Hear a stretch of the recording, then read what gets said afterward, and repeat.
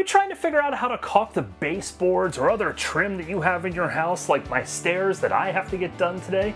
Well, I will share with you a 5-step process that you can follow every single time that you do these jobs to get it done right.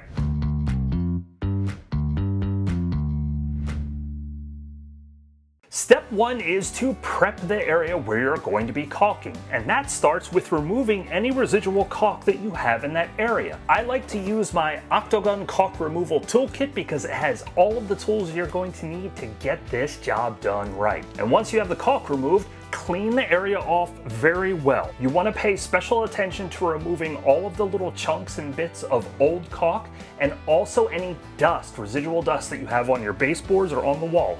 You do not want any of that getting caught in the nice fresh bead of caulk that you're about to put down. Also, if you're about to caulk against a surface like I am, where I have this beige colored wall, but I also have the white trim coming down the stairs, you can use painter's tape in order to give yourself a nice clean line so it doesn't get smudged up against the wall when you go to finish it. Run the painter's tape all the way down the wall so that you leave a small gap between the tape and the top of your baseboard. This will give a nice surface area for the caulk to adhere to, and when you're done, and I'll show you when we're done, you'll have a nice clean line so that you won't have to worry about any of those smudges. Step 2 is to cut your caulk and load your caulking gun. Now for these jobs, I like to use a paintable silicone because it handles expansion and contraction very well, and it's also paintable so that you can work in these areas that you're definitely going to paint. And as far as the caulking gun is concerned, I like to use my Octogun 930 GTD. This is by far my favorite caulking gun.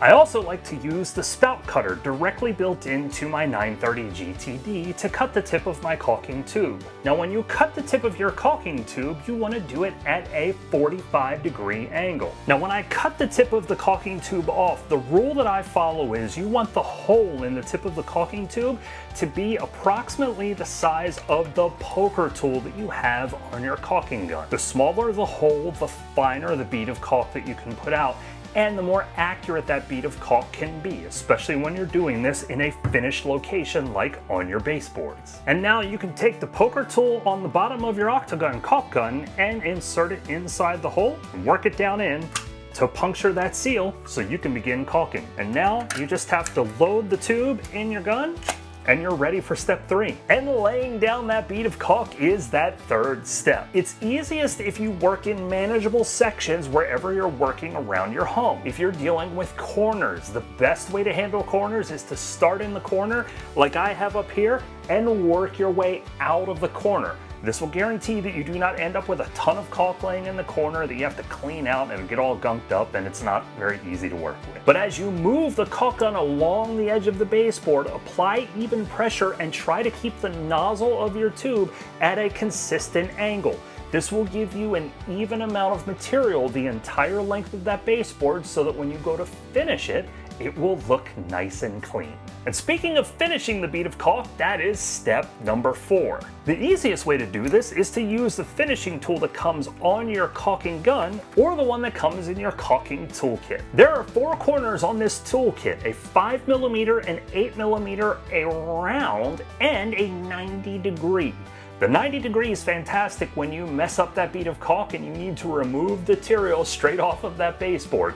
It works really well. I'm always a big fan of the 5mm for the baseboards because it gives a really nice, clean, even finish the entire distance of the baseboard. The key with this is to just run your finishing tool nice and evenly across the baseboard, and as you go, remove the material off the edge of it with some paper towels and continue to roll. Step number 5 is to clean up, and you'll want to move quickly with the first part of this because you need to get that painter's tape off of the wall before your caulk dries. You want to move at a nice even pace and not too quickly, because if you do move too fast, it can pull some of the caulk away from the wall.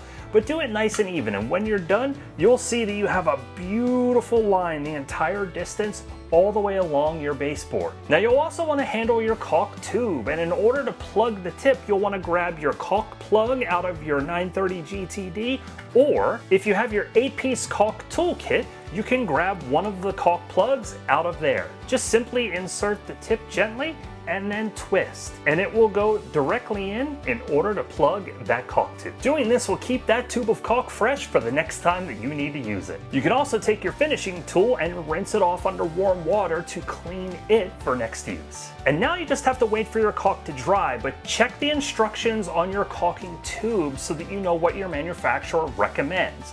If you're going to be painting, you want to make sure you give this enough time to cure. You don't want to throw paint on this while it's wet. Be sure to let us know what room you're working in. Comment below and let us know. We'd love to hear from you. And if you found value in this video, be sure to like and subscribe. But now that you've done your baseboards, maybe you need to caulk your bathtub. And for more information on that, check out this video.